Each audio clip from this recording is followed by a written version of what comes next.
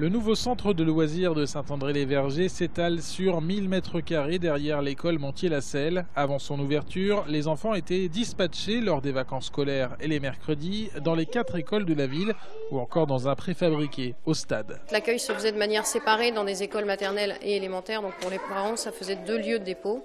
Maintenant les enfants sont rassemblés dans la même structure.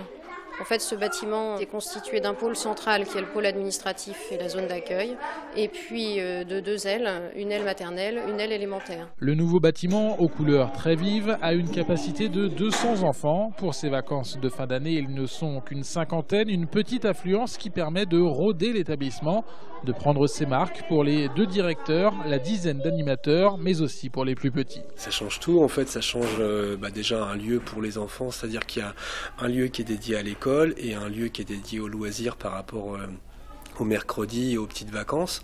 Donc 2 contextes différents, ce qui est plus clair pour les maternelles, donc il y a bien une différence.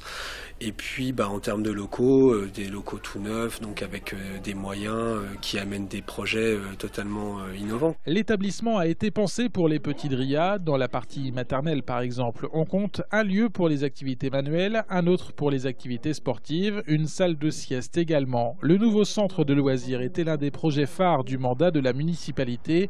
Coût de la structure, 2 millions d'euros subventionnés à hauteur de 80%. 2 millions d'euros, le prix à payer pour adapter Saint-André à sa démographie. Le nombre d'enfants scolarisés y est en augmentation chaque année.